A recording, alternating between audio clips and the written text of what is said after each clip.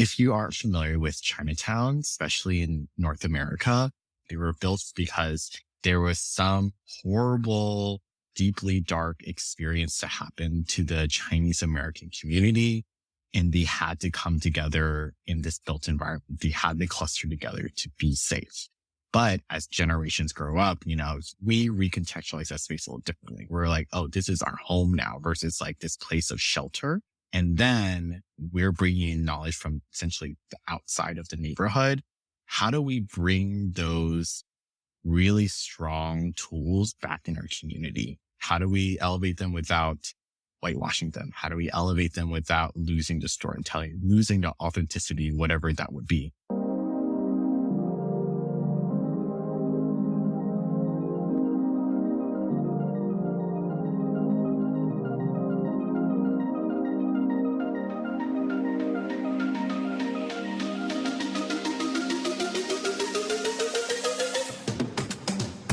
Hello, everyone. My name is Stephen Wakabayashi, and you're listening to Yellow Glitter, mindfulness through the eyes and soul of queer Asian perspectives. This episode, we're joined by a lovely special guest, Harry Trinh. Harry Trinh, he, him, is a queer Asian American art director and experiential designer based in New York City. He is currently the head of creative for Welcome to Chinatown. Harry has a BFA in interactive arts and graphic design from Maryland Institute College of Art, and focused much of his work during school investigating the aesthetic choices of Asian American Chinatowns, architecture, and its social effects. Currently, Harry's focus is to be a part of the building of the visual identity of Asian America through branding, visual storytelling, and collaboration. His work has been featured in Mold Mag, GQ, New York Times, The Cut, The Infatuation, and CBS News. Welcome to the podcast, Harry. Thanks, Steven. What a beautiful intro for me. I usually just say, hey, I live in New York. And that's it. You have such a fascinating background, and we were introduced through our talk that we had recently over with our friend at Comcast about API inclusion, connected about your work. And I was immediately like, we've got to get you on. We've got to get you talking about your work. And just taking a few steps back, just taking a look at the work that you've done with the organization, the community has just been so, so special. And I just want to start from there. Welcome to Chinatown, your latest project. For the listeners, what is it? Yeah. So Welcome to Chinatown is a nonprofit that focuses on Manhattan Chinatown's small business and entrepreneur community. It was founded by two fabulous Asian American women that both live in Chinatown. Their names are Vic Lee and Jen Tam. Both are powerhouses in both in their day jobs and then also within the Chinatown community. It really started mostly when COVID started surging mostly in Asia and China. It's the same time when we had a lot of COVID anti-Asian rhetoric happening in the news, and both being Chinatown residents, they noticed this huge stark in the lack of foot traffic in Chinatown. So if you're not familiar with Manhattan's neighborhoods, they're very tight and close. And Chinatown is connected to Tribeca and Soho and Little Italy. So they quickly saw during this time, which was around January, February of 2020, which is also coincidentally Lunar New Year, Chinatown was empty. Like their favorite restaurants were empty. Places that would be bustling, places that would usually be full of people being curious about the culture, the history, the festivities. It was very empty. But then literally blocks over, 1 or 2 blocks over, bustling as normal. So they really stepped up. They recognized this like very serious problem that was happening. And then of course, the whole world shut down, which hit Chinatown very differently, but also the same as everyone else in New York City. But I think on top of that, there was a lot of fear that was frankly toted by a lot of media about like misunderstanding of what COVID and how it spread. So there was a lot of times where people were still avoiding Chinatown because they thought that's how you caught COVID because of the proximity to Chinese and Asian Americans. I joined them kind of very much in the beginning. So in a previous life, I used to work in workspace design, designing offices for tech startups and kind of the cute little boutique offices. And because of COVID, the company laid us all off because no one wanted an office anymore. The designers were, of course, cut first because no one needs a beautiful, office anymore because no one's going to go inside. So I was connected to Jen and Vic because I was also the co-founder of the Asian American Employee Research Group in my company. So a little bit about that. That's like essentially activism within the corporate space. So companies will set aside either budget or scheduling or both to have specific groups activate programming to kind of like keep people kind of more invested in the community that's built in the corporate space. Because of my work through my corporate ERG, that's what it's called, activism, I met Jen and Vic because they were also co-leads of their Asian American ERGs in their respective companies. We were in a huge social media network together. And when I got laid off, I was kind of like reflecting on, at that time, was thinking about how can a creative, like a designer or illustrator, can contribute to Chinatown, especially in this time of need. And just by coincidence, they were putting on the social media network, hey, we started this thing that's called Welcome to Chinatown. We're trying to support the small businesses in any way. We need a designer to help redo our website and branding. So it really started from a small project. And then as I continued working with them, it became this very integral part of my life where the first 3 years of me part of the organization, I was volunteering. So I was, still doing freelance work, but it really informed me how much it meant to me to contribute back to the community that I grew up from. And as the years went on, I noticed myself taking on jobs that were aligned with being Asian American, being with small businesses. And then the last job I took, I won't name the company, but it's this very prestigious event design and production company in New York City. We worked on big galas that were for nonprofits and foundations, which I actually really enjoyed. But what I remembered the most that was kind of the tipping point was that we were throwing this beautiful, $100 million like gala and this very big venue space in New York City to raise basically triple the amount of money. And what kind of ticked me off was that all these very well-to-do folks that would come there to donate their money, also invite folks that are in their network to enjoy the festivities. But literally what happened was that you sit down for the dinner service and not even halfway through the service, people will donate, which is great, but then they'll all leave. Like they would never enjoy and take the time to admire the artistry that kind of went into the catering, the design, the entertainment, the overall experience that people were putting into, which were many, many companies, many extremely talented designers and technicians and performers. So that's where I kind of really flipped the switch. I don't think I can really put so much energy and so much time in a place where people don't really appreciate it anymore, even though, the organization you are supporting is doing a good thing. I think the clientele that it was feeding into was very toxic. And then by coincidence, my co-founder, we were talking about what are the next steps in the organization? How do we make this sustainable? How do we pivot from this reactionary organization to something that's looking at the longevity of the community even more so? At this point, we were already founded the first small business grant program that's specifically for Manhattan, Chinatown. We're already working with at least 60, 70 businesses at that time already, trying to figure out second sources of revenue, how to make their business a little bit more future-proof. So we're already doing all these things, but we were already thinking about people were already wanting to see the next steps of us. And we were already taking active steps of like, okay, what does it mean for key volunteer members to really dedicate a full-time job to this, because that is how you get an organization to the next level. It's the commitment of time that you can carve out for people.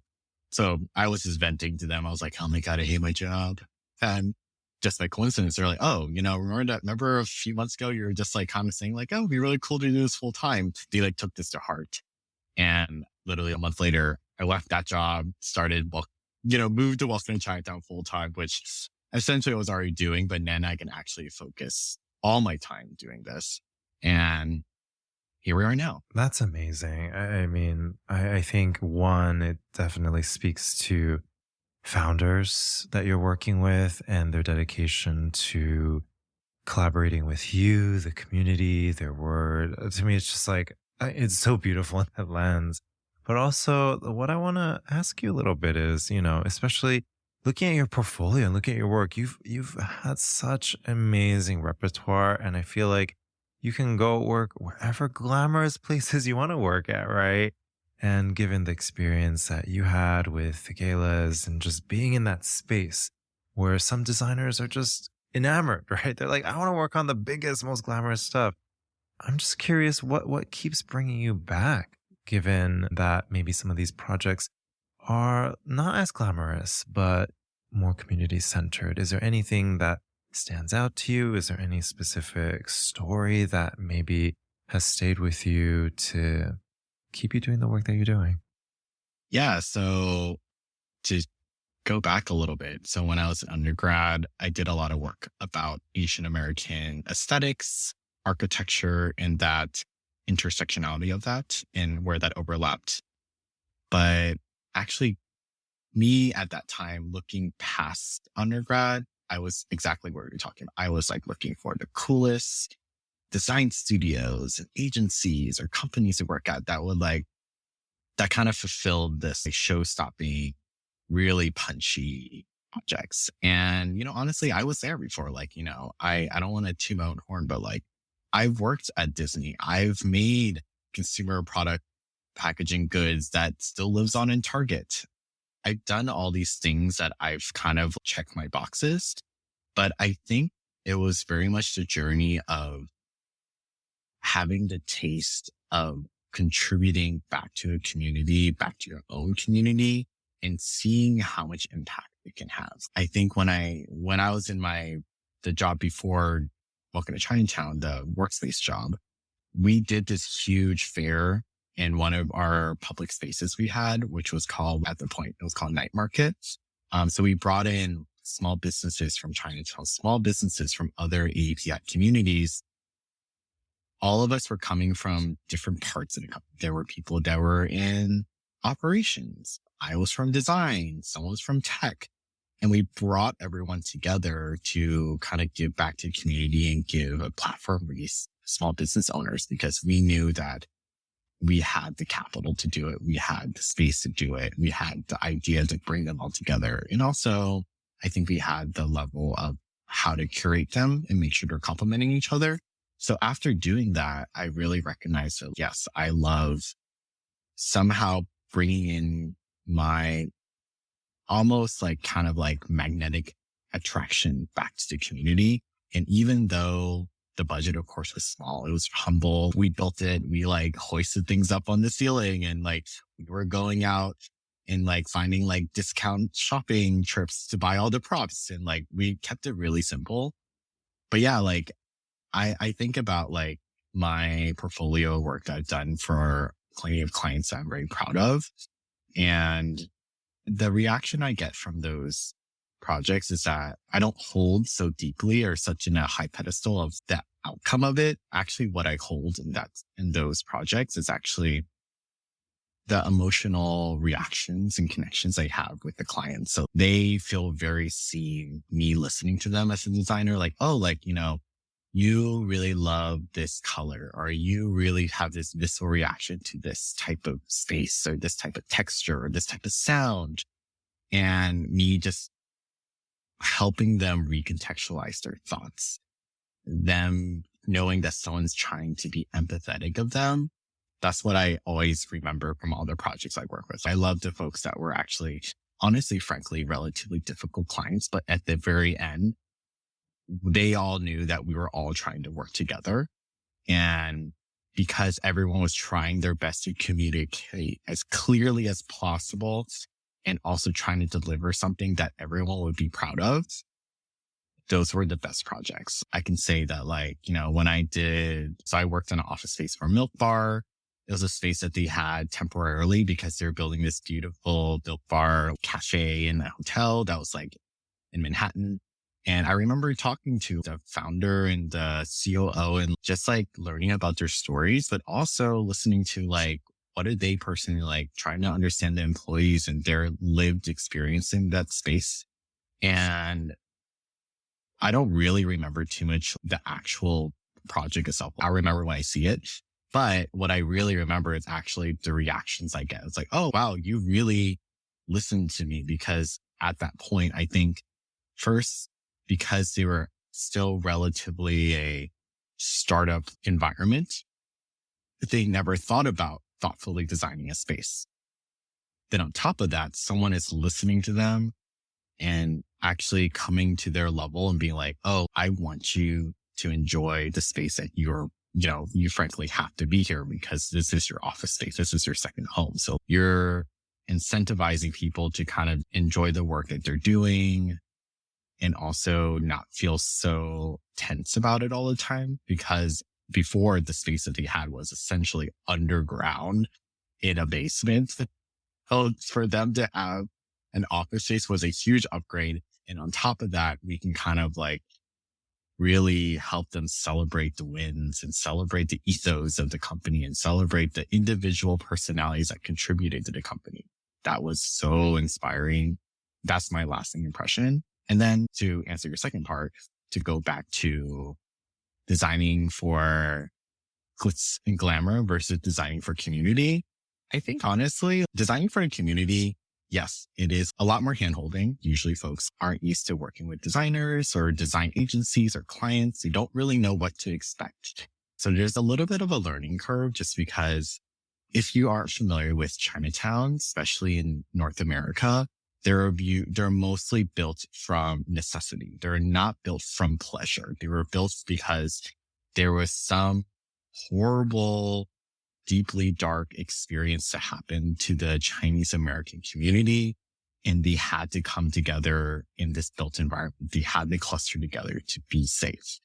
So they're always in this fight or flight mode because that's how the community is founded. But as generations grow up, we recontextualize that space a little differently. We're like, oh, this is our home now versus like this place of shelter or just purely shelter. And then we're bringing in knowledge from essentially the outside of the neighborhood. We get to see how much further it goes because they've never had it before, or it's very seldom. And we understand that as millennials that are shopping in maybe a Nordstrom or Fifth Avenue or Soho, like we see how other creatives, other companies are really activating their spaces. But how do we bring those really strong tools back in our community? How do we elevate them? How do we elevate them without whitewashing them? How do we elevate them without losing the storytelling, losing the authenticity, whatever that would be? So I think just being able to give back in that way, and also it inspires a whole generation of people. It inspires someone that is Asian American that never thought about being creative. Or what I actually found, which was really, really humbling, is that I've met so many incredibly talented business owners that are chefs or they're curating their store, but they never work with the designer because everything was very fight or flight. So the moment they see it all come together, they're like enamored by it, but then they're also inspired to do their own work too. They're inspired to like, oh wow, like I never thought changing the color temperature of this space made such a different experience from a customer standpoint, or made a difference because I'm here every day. It doesn't have to be bare bones all the time. It can be designed in a very intentional way that is contextual to the community, does make sense with who is running it, who is going there. I worked with businesses where we've like done one element and then they kind of ran with it. We started with like maybe designing in some merchandise that they can sell. And then it turns into they made something else. Then they started plating their food a little differently. Then they maybe changed the sign. Then they hire a designer to do their branding. It's such a snowball effect that like they just keep on getting more and more excited. And it's almost like they kind of rediscover why they started this business. Besides for the fact they need to sustain their like livelihood, they're reminding of like, oh my God, I started this business because the food I make reminds me of my childhood, or it reminds me of the place that I had to flee.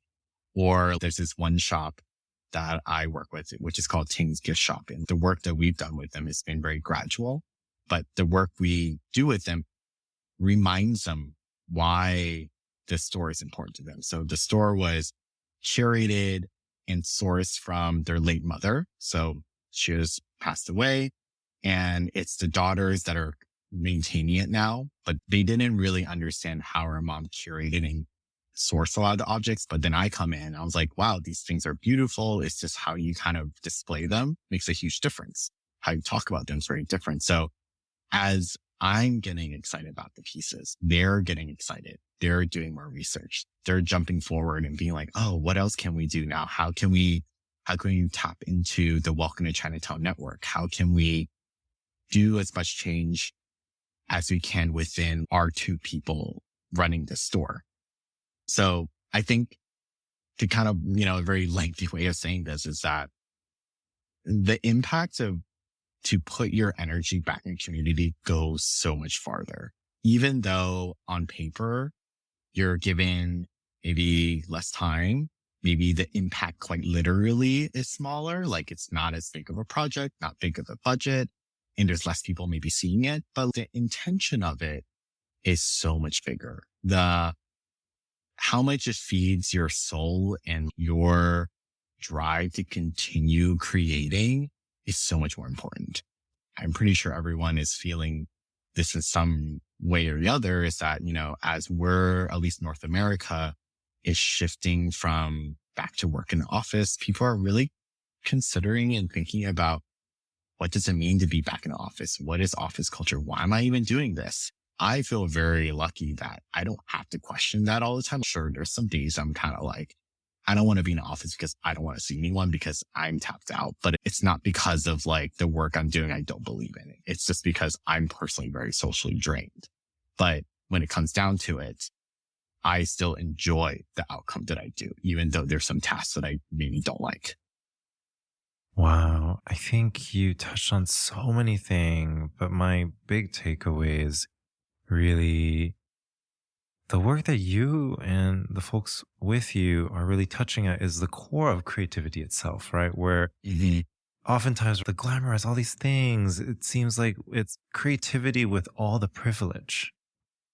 Whereas sometimes constraints and designing around constraints, elevating around constraints, I think is really the ethos of creativity, but also the aspect that creativity, everyone deserves creativity in their lives, right? And that we shouldn't be so guarded, especially as a community, as practitioners.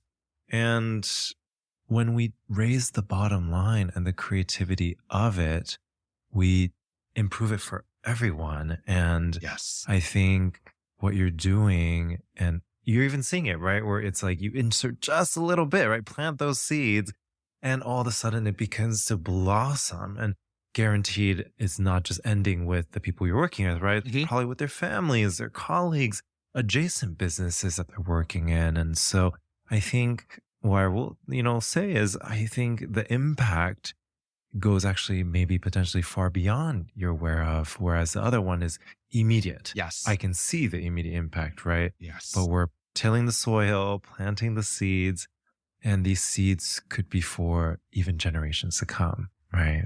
Yes. To kind of note on that, I've definitely had some comments where I think before, like a lot of these older businesses that have kids and stuff, they're all the business with our parents, or maybe like they have nieces and nephews, is that before they would never consider having their kids be a designer. They're like, what is the point of design? What is the point of, essentially drawing or making objects?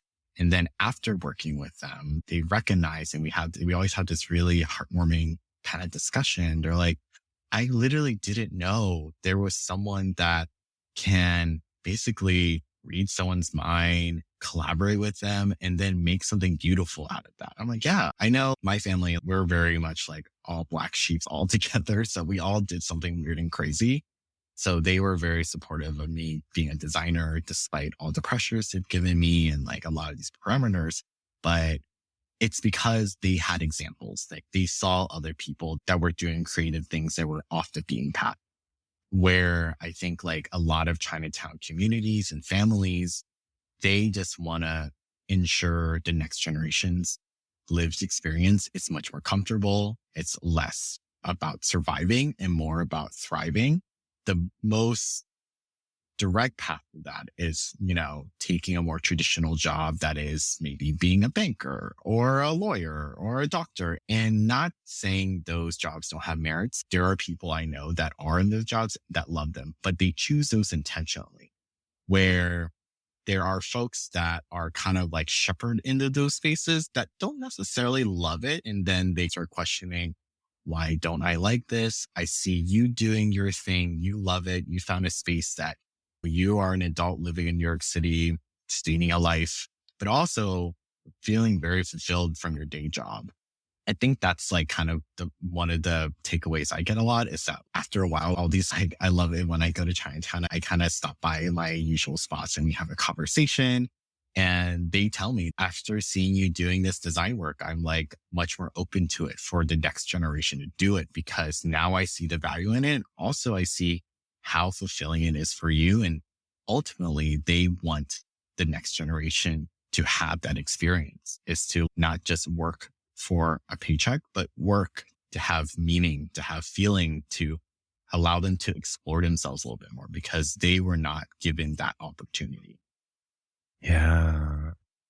That resonates a lot with me specifically. I battled a lot of internal family struggles with trying to figure out a career. And it's just so fascinating just to see even like my trajectory, where I started programming in my own little bubble all through middle school, high school, was trying to be a doctor in college. It was interesting. It was my college medical school advisor that asked me to take a gap year and try something different. And I think she had an inclination of, she's like, how do I say this is not for you without saying it's not for you, right? Take a gap year. It's popular. Yeah. Right? And I was like freelancing, and I just fell in love with like it as a career, but the irony is just never seeing it as a potential for me, because I wasn't surrounded by your work that you're doing now, or just people who are doing it as a career, or sharing the work in a way that allows people to see themselves in it. And I think it's just so important why, zooming out, the importance of sharing even like creativity or the beauty of creativity with our communities is not just for career pathway and all this, but even changing the potential of lives all around us. Yeah. The more that people are exposed to different pathways, the more intentional they can be with. I never thought I would find this person in my life, but I know someone that loves accounting. They love numbers. They love pushing those numbers, making little charts. I don't know how to do that, but I love the fact that she found that for herself. And she also was a volunteer for Welcome to Chinatown. So she used that superpower to give back to the community, but she was also listening to herself. That is so important. I think we underestimate and don't value enough our inner monologue and that feeling of, oh, I don't think I should do this, but this seems weird, but on paper sounds like the safest. And every single time I had to do a big life change, it was like a gut feeling. I'm like, this is right. Like, yes, I have enough savings. I have some backup plans, but if I don't try this now, I will regret it. And I don't know what's going to come out of it. Yeah, absolutely. And what's allowed me to also be more compassionate with even like looking back, and some people are like, Stephen, don't you carry bitterness because you just didn't get to go straight into it? And it's so much more complex than that, where I read a ton into API history and also started learning about how to immigrate to United States at one point, you had to have a certain career, Yes. right? And that's why there's all these layers of Yes. complexity where our communities in trying to survive, like you mentioned, like in creating Chinatown, but even to be a Chinatown or to be a Hmm. part of a Chinatown Hmm. here in America, you have to survive through generations of this country quite literally pushing you out, forcibly removing communities, Right. taking away homes, taking away assets, taking away rights, and then coming back to, are you a specialized role? Hmm. Do you have a Hmm. purpose to be here, right? Lawyer, doctor, engineer, Right. right? And I think as a part of this process, and why I think, especially for even people who like second generation or first generation naturalized citizens here in the United States have a really important part to now start taking on more risks, right? That our generations, our predecessors couldn't, and starting to take on some of these things so that we can transform our communities inside out. Yeah, no, it's so much going, I think historically going against any immigrant community that comes to another Western country Yeah. is exactly what you're saying. There's so much on a more geopolitics level, so much pushing against this listening of oneself. So, thinking about there's this huge discrepancy between the income or the how much money the API community has. On paper, we're like very high in a percentile, but like if you really look at it from different groups from different parts of Asia, there's a huge discrepancy from folks from South Asia, folks from Southeast Asia, East Asia, what we think Asia is. So like there's so much nuance in there. And even like within my friend community, some folks, their parents came here because like they're given the opportunity because they were a doctor or they're a chemist. Where like my family came out of a war that America contributed to. So like that's our way into the US. But because of that, historically, the Southeast Asian community is a lower income because it's folks of a war torn country. And it causes a lot of tension between folks that are maybe like more higher income, but still within the API community. So there's a lot of things going on, a lot of things moving around, and then kind of also trickles into Chinatowns too. There's many generations of immigration coming in. People are coming in from different perspectives and different, let's say like global tragedies or just reasons why to immigrate. But, it goes back to as a society of an API community, we have to foster our communities a lot more. We have to funnel energy back in there. So hopefully for the next generation that grew up there, they can have a more introspective, more meditative chance in life to make themselves happier. And at the same time, if there is a new wave of immigration from this horrible tragedy, it's that they still have a space to come to. So they still have a neighborhood or a community that has these built-in resources that allows them to feel at home, even though they're thousands of miles away from where they started. Absolutely. Yeah. I just want to plus one up. Just the more we learn about our community's history, the better we can be. And especially here, specifically in the United States, the API community has the biggest wealth disparity out of all the different ethnicities. And oftentimes we look at media and we see the glamorized version of Asian identities, right? Thinking about the biggest blockbuster was Crazy Rich Asians, right? That really paved the way, but at the same time, kind of put a single narrative in front of people as Asians with a lot of privilege. And while that exists, there is also a high population of Asian folks here in the United States facing homelessness. Yes. And in record numbers is actually one of the biggest percentages, right? Becoming homeless here in the United States, which I think is so important. I want to make some time for your story next, just into creativity, into your career. And you mentioned a little bit about your family being a collection of little black sheep. And I'm just curious, what was your journey into creativity? Is this something that started when you were really young? Is there something that inspired you to start designing, being creative? Sure. I mean, I think it goes back definitely at least one or two generations before me. So to give you a little background, my father, now retired, used to own a audio repair shop in our hometown of Richmond, Virginia. So he dealt with a lot of creatives. He dealt with musicians, DJs, and people that own nightclubs. It was really cool. And looking back at it now, I'm like, man, I wish I learned a little bit more of that. And at home, he was a very enthusiastic gardener. Like we would spend weekends digging giant holes in the ground to put a koi pond, plant a weeping willow. We would do all these crazy things. I learned a lot of my Cantonese through him because we would go to Home Depot or Lowe's to buy plants and wood and nails. So I learned a lot of the like my working vocabulary through that. So I know how to explain like how to build a wall and how to like plants, how to talk about how much sunshine it needs. So I know all that. That was my father, very creative. Now he does as a hobby. He bakes a lot now, makes like these beautiful cakes.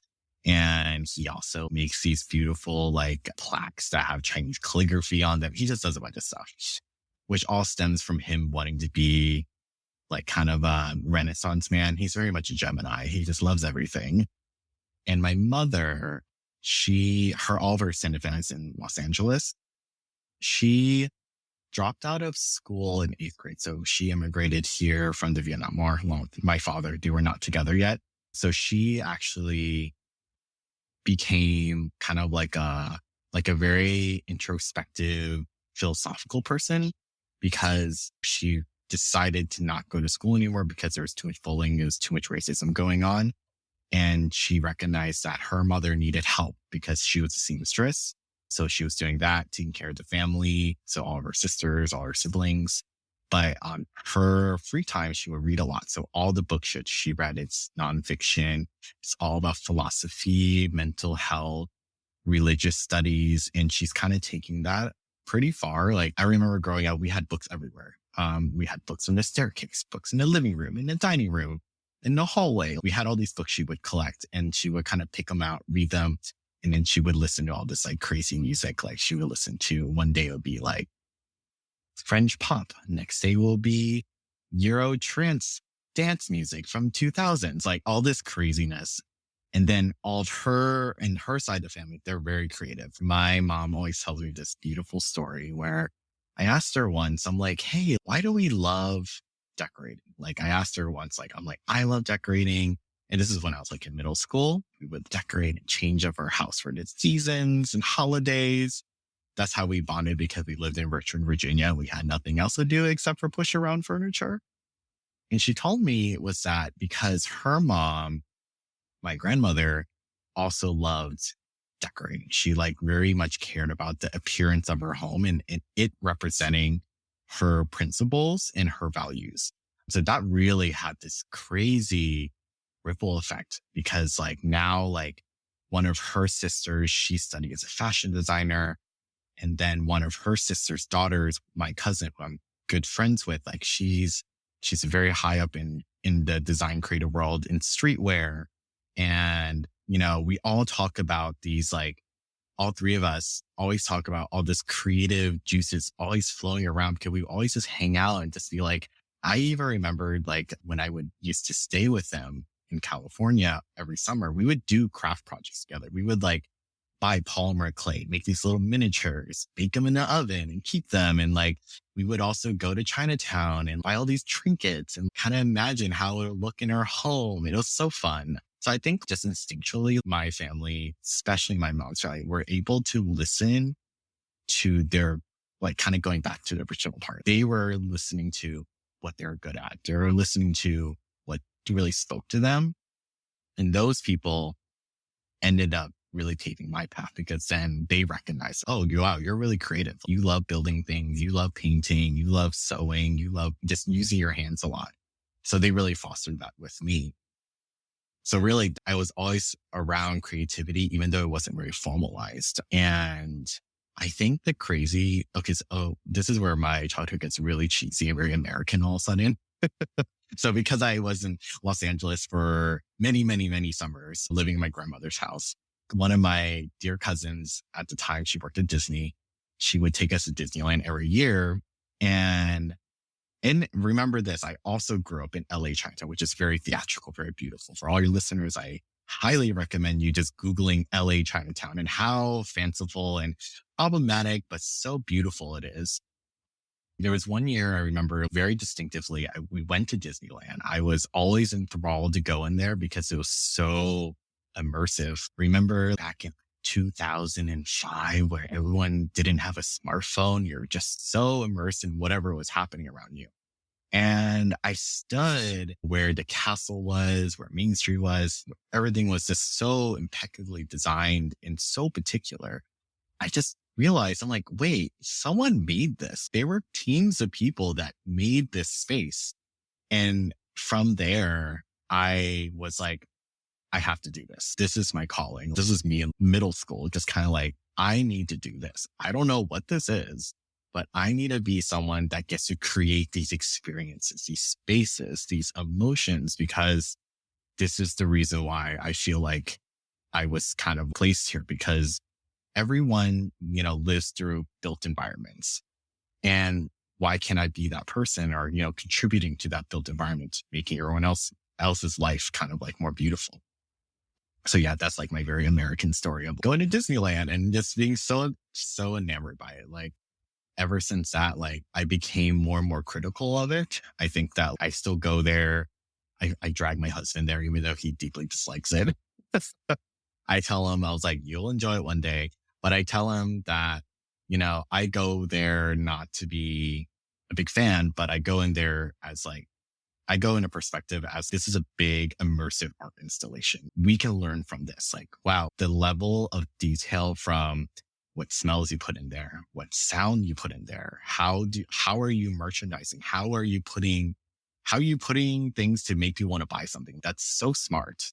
But at the same time, like if you look more and more into that space, it's all pulled from art history. It's all pulled from these like very basic principles of color theory, scale, just like painting techniques. Like all these things are very, very rudimentary, very primary things you learn as a designer and artist. And then it just magnifies by a million because it's in the built environment. Yes. I think it takes a bit of a creative eye to have that appreciation, right? In Disneyland and not to be enamored by, oh, there's so many things. But Yes. even to your point, it's like they've really thought through everything from even like how the whole park is laid out, Yes. how the streets are laid out, even the design of flow of traffic and where that leads and the ebb and flow, right, of the emotional roller coaster. Yes. It's quite fascinating. What's like a interesting insight? Like a little bit of a nugget that you're like, Oh yeah. our So, listeners might not know. oh my God. I will warn you, I have a million of nuggets. Yes. One that is really fun is that when you go into Disneyland in California, is that the buildings are built not to one-to-one scale. So it's not big. It's actually very small. And it's meant to kind of create this almost hugging effect. And also because the buildings are small, it makes the building at the very end, the castle, look bigger. It's called forced perspective. So it's actually a very tiny building. It's not very tall. Like honestly, being in New York City, you're pretty much living higher than all the buildings in Disneyland, but it feels very grand because they're forcing your perspective. So the buildings in Main Street, the first level that you're at is basically human scale, about 1-to-1, because you have to functionally be in that space. But the second level, the third level, they get progressively smaller and smaller. So it feels like, everything's kind of shrunken down a little bit because it's going smaller. The castle in the very, very end of the street looks very big too. Especially when you just walk in, you're like, wow, this feels really giant, but really it's only about 70 feet tall. It's not very big. Also, another fun fact is that my personal favorite attraction is the Haunted Mansion because I was born in October, so I love anything spooky, is that the building facade also has 2 stories too.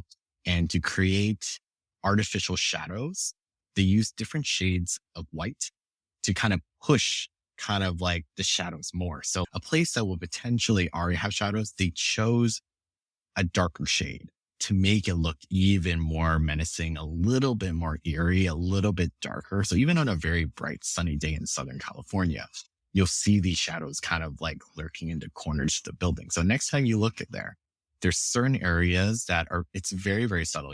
At this point, you're going to be taking a Pantone book and like looking at it. There are multiple shades of tan and green and gray just to kind of make that very moody feeling. And, those are the little things that make me so excited about like anything in design, is that like these little subtle things that are very intentional from the designer's perspective. I love that. It's a play on perspective that almost changes the senses that we have, right? Where it's Yeah. the senses we have hasn't changed, but we use different visual indicators to have. Well, I was at a restaurant yesterday where it was trying to use fluorescent purple lighting to change the way the food was presented. Mm-hmm. And we were like, the cheese looks like neon fluorescent warfare. But it was just such a fascinating conversation starter where we start talking about colors, textures. And it's just so funny. The only difference was the light bulb was different, Yeah. I was working with this artist, this Taiwanese American artist. She does paintings that are inspired by night markets in Asia. And she was doing this installation where basically, let's say the painting itself had a neon sign. She just basically extended the painting through lighting. So she was like, there's a pink neon sign. I put a pink neon light kind of in a direction of where the lighting would go. And it was so simple, but so, how do I even say it? It was so impactful and so convincing. If you were, 2 or 3 glasses in, like wine glasses in, you're like fully convinced that you're in this night market. Yeah, for sure. It's just sometimes in awe of what people can see. Yeah. I'm curious for you. You've talked a lot about your Asian background, your Asian experiences coming to life. But I'm just also curious, your queer side, your queer identity, has that also played a role in your creativity, your journey, the work that you do today? Yeah. I think my queerness in my life actually was very liberating. So I think I knew that I was very different, like from very start of my childhood. And didn't really put a word to it until maybe like middle school, and in high school was really embracing it and really facing the demons of it too. But what I recognized was that being queer also allows you to break out of a lot of kind of preconceived notions of what an adult needs to be, what your future needs to be, what your life needs to be.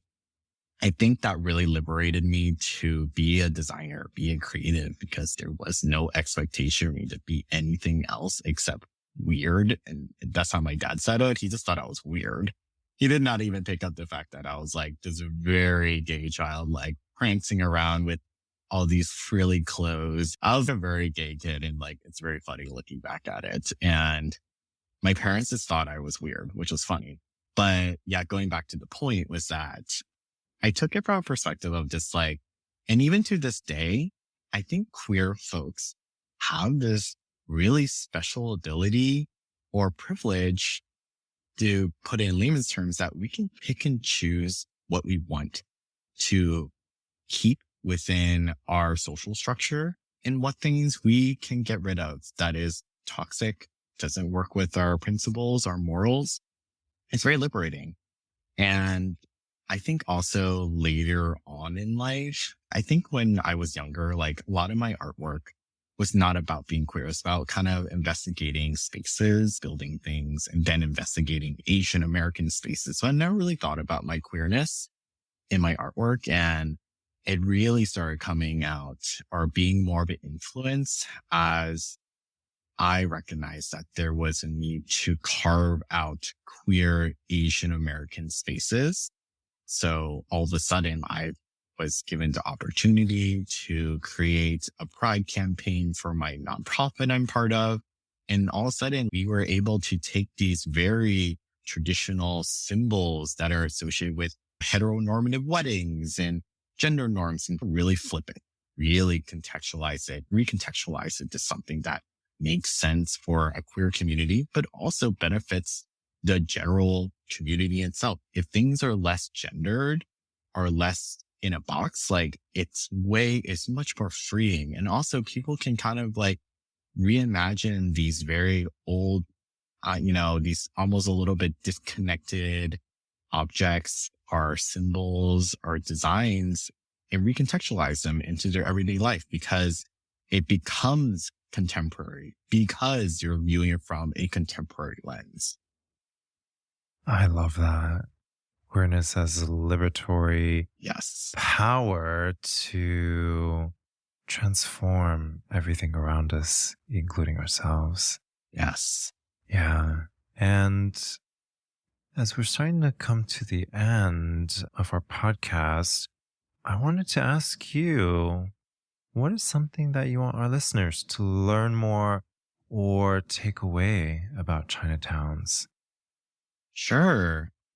I think for at least North America, Chinatowns are seen in these very old, almost museum-like spaces that maybe are, depending on what level, yes and no kind of true. But I think there is a place for people to always carve out new space for themselves. Is that they're able to recontextualize what Asian American or Asian diaspora means for them. They can recontextualize maybe their growing up experience in Chinatown. I think a really great example of that is Potluck Club in Manhattan, Chinatown. It's founded by second gen Chinatown American kids that all grew up, did their own path and came back. And now they have this beautiful restaurant. It's just a recontextualization of Cantonese American cuisine through the perspective of, a native New Yorker, a native Chinatown kid. I think people should feel inspired to maybe, if they can, take a leap into listening to, if they want to put something out in the world, like, start small. It can be maybe just like drawing an idea down, like, oh, I have this idea for this object or this story or this sound or this music. How can you do that? So for Chinatown, I think that there's always space for that. There's always space for you to first be intentional and thoughtful about what you're contributing to the community, but also know that your contribution is building Chinatown for the next generation.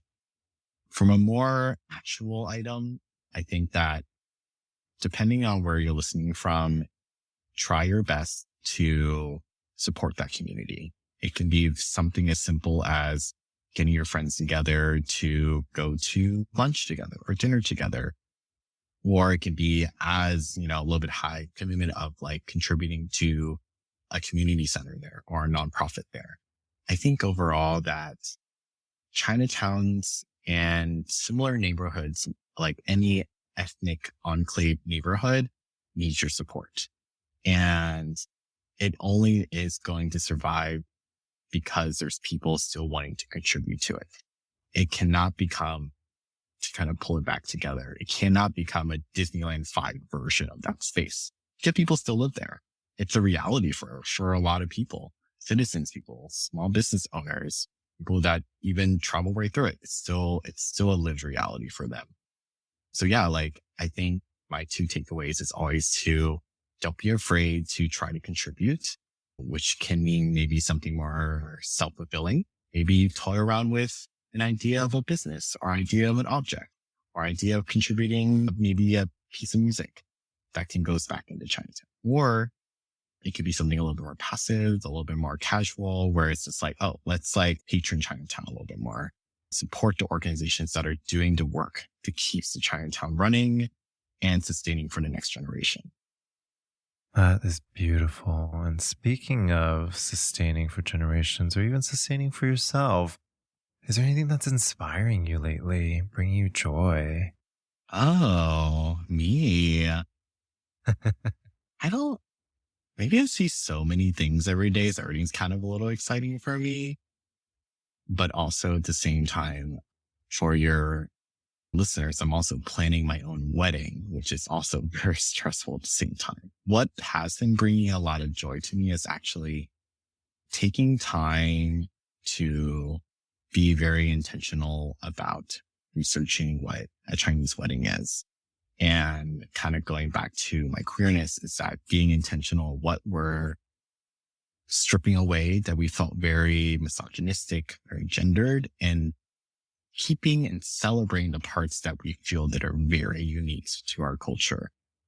We are doing a tea ceremony, which we're very excited about.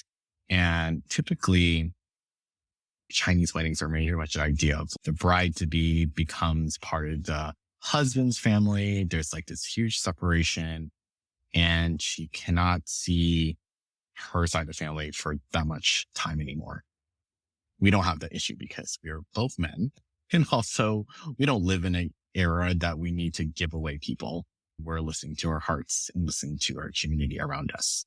So being able to really take something very concrete, which is a traditional tea ceremony and even the idea of a wedding, and being able to strip away all the things we don't want and possibly challenge a lot of our families' idea of what a wedding is and their expectation of us too. Like they know that it's going to be a beautiful presentation because I work in design, but also I want them to kind of have this conversation and I will talk with them. I still talk to them about it, about like, why are we omitting certain parts and celebrating other parts?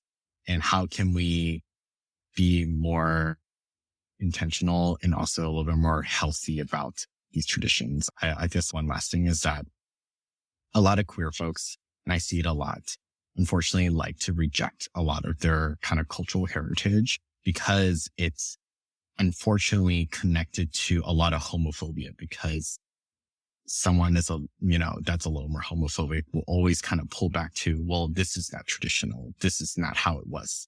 And I think that's a horrible way to ostracize someone, because when it comes down to it, regardless of what creed or race or identity you are, you're always wanting to kind of reflect back on who you are, and that's your lived experience. So being able to take that back of like what tradition is, I think that's been really inspiring.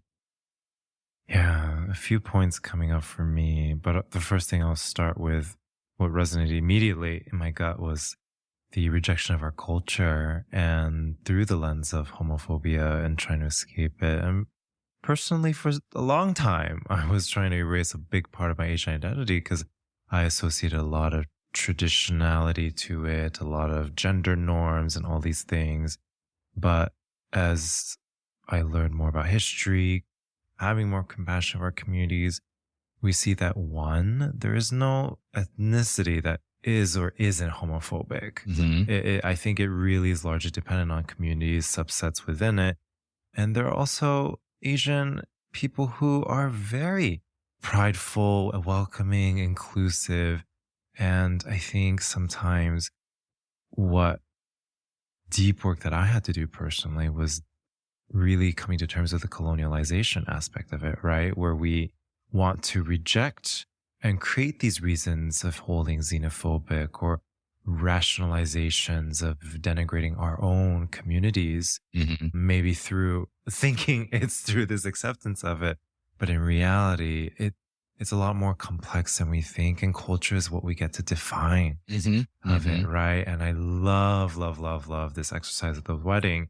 What also came to mind was you mentioned it's stripping away what you don't want, but also it is holding more intentionality of the stuff that you do want and you want to honor, and then going to the essence of it. Once you strip away of all these almost like performative things, right? Yes. Like things you're doing because this is the way you have to look and you have to invite X, Y, Z and wear these A, B, C, D, E. I think when you get rid of all these things on the external outside, you end up with what is at the essence, what is at the core, and what maybe what being Asian or a relationship, a ceremony really truly means at the core for you, right? Yeah, I'm very curious of your listeners, because I think me and Steven, we live in New York City. So we see this very specific perspective of queer life, especially in the context of a very white centric dominant culture. And there is a world where I still have friends that are still deeply battling this. Oh, like, I don't want to speak my native or my family's language. I don't want to eat that food. I don't want to associate more friends with that because of this hurt that he had that was connected from that community. And then there's that other spectrum where there's folks that are beautifully celebrating the intersectionality of culture, identity, sexuality. Like there's another group called, I'm pretty sure you know, Steven, Bubble Tea. Oh my God. Everyone coming to New York anytime soon, definitely look them up. They throw these beautiful, very intentional, queer Asian spaces that are, yes, they're dance parties, but I think they're holding space for us. And people come represented, like people were coming dressing in traditional garments, but they remix it on how intentional they feel about it. I have a really good friend. Her name's Ji-Hye. She's a queer Korean Asian entrepreneur. And she was telling me a lot about traditional Korean dress. Hanbok is very feminine. And she felt very uncomfortable in it until she happened to stumble upon a men's hanbok, which is a little bit more androgynous. And she wore it and she was like, wait, this feels right. And she's so prideful of her cultural background, her queerness, her spirit. And oh my gosh, she's so refreshing. That was like one of the moments that really clicked to me that like, this is how you are intentional about your identity, how you represent yourself. And unfortunately, there's so many forces out there that kind of like stop a lot of people from recognizing that. As we can go on and on about this, but like queerness is considered a Western idea in Asia because it's brought in, because it's currently like that. But homophobia is actually something that Christian missionaries brought to Asia. Before that, we had homosexuality that didn't have a word for it. It was not a term. It just was there. It's just there. And people were just part of society. And then all of a sudden, this very Christian perspective came and wanted to formalize things because they felt it was barbaric, blah, blah, blah. And it all comes full circle, which is, I think it's very in a very toxic full circle, because now all of a sudden being queer inclusive is seen as a Western product now. But if you look way, way, way back, being homophobic was a Western product. Yeah, it just frustrates me. But anyways, I think there's so many people that are examples within your community, within your friend groups that are paving the path to how to fully embrace yourself and being intentional, because you can be intentional. You can strip away from what you want and what you don't want and be more introspective about every piece of your life, because we are kind of in concept, we can break away from heteronormative everything. That's the best part. And it's on us as individuals and as community, how much we can break out of that. Yes. I felt like you gave a sigh as you were going through the history that I was just like, oh, I was like, I get it. Yes, for listeners, we're just on a video also here. And I was just like snapping and I was just like, yes, like the fact is like queerness has existed since the aeon of time. And the fact that it is a westernized concept erases queerness and the existence of queer people all around the world, everywhere, whereas they maybe have not had a term for it previously. And queerness as a phenomena doesn't exist only in westernized concepts, but it has existed for generations and generations, for God knows how long. And the random fact that I will put down is it's just Roman Catholicism, right? And the Greek myth, like Greek communities, and when Rome took over Greek, and how Greek had normalized homosexuality as a part of culture, right? And they had, for listeners, if you go in a deep rabbit hole, where you learn that they paired men up with each other to have relationships so they could fight at war, quote unquote, better, right? There's this aspect where, like, they would have relationships with other women, femme folks, and it was totally normal to have interrelationship with both as a part of just normal society. And when Rome finally took it over and institutionalized heteronormative culture, and then as they started colonizing the rest of the world, just like you're saying, placing the concept that there is a right or wrong. And if we look into indigenous culture, and even in Desi and Indian culture, where there is this aspect of this third gender, or I think third is not even a way to describe it. It's like this Right. aspect of this binary, and it was so normalized as a part of just existence and being. And this has been around for generations within their community. I think when we start to think the aspect of acceptance, the aspect of homophobia, and its ties to Western just world, I think going back to, it's a lot more complex than we think. And I think in honoring our own queerness, we can make room for the queerness of our own ancestors. Who knows if our ancestors have all been queer too, right? We're like, maybe there's a lot more queerness than we think. And I'll just say, I honor your history. I honor your ancestry. I honor your lessons that we've bestowed on us today. And I also honor the beautiful wedding that you are intentionally creating.